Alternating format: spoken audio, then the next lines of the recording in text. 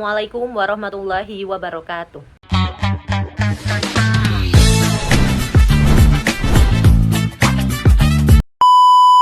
Perkenalkan, nama saya Nur Hayati, mahasiswa dari Universitas Sriwijaya, Fakultas Keguruan dan Ilmu Pendidikan, Program Studi Pendidikan Bahasa dan Sastra Indonesia, kelas Indralaya Angkatan 2025.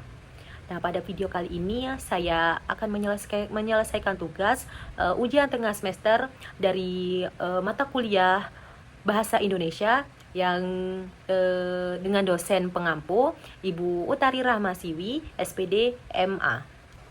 Baiklah, di sini saya akan menjelaskan materi mengenai pengaruh bahasa daerah dan bahasa asing terhadap bahasa Indonesia saat ini. Nah, bahasa Indonesia ini adalah bahasa yang kita gunakan sebagai alat komunikasi sehari-hari.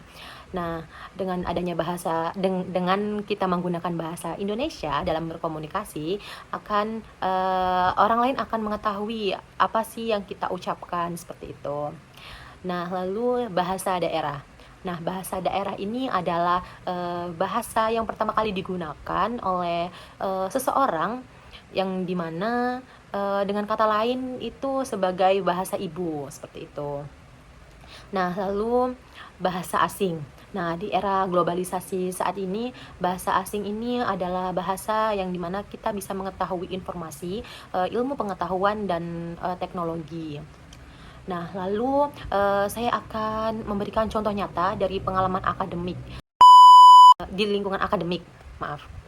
Nah, ada teman saya, ini sering sekali mencampurkan bahasa daerah dan bahasa Indonesia pada saat menjelaskan informasi atau menjelaskan materi, atau sering juga berbicara saat berkomunikasi seperti itu. Dia sering sekali mencampurkan bahasa daerah asal dia dan dengan bahasa Indonesia seperti itu.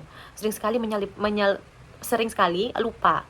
Dia ini sering sekali lupa, saking asiknya menyampaikan materi sampai lupa bahwa bahasa yang gunakan ini bahasa asal dia, asal ya berada, atau asal sukunya seperti itu. Nah, lalu ada contoh lain untuk bahasa asing. Nah, sering sekali lingkungan sekitar saya ini dalam percakapan atau dalam pembicaraan bahasa Indonesia menggunakan bahasa asing. Contohnya lain download. Nah, download, deadline, lalu mengupload, terus dan banyak lagi. Nah, lalu ada ini untuk tautkan dengan konsep bahasa Indonesia yang dipelajari di kelas. Ini ada tugas kemarin yang dimana untuk mencari kata serapan yang berasal dari bahasa daerah dan bahasa asing.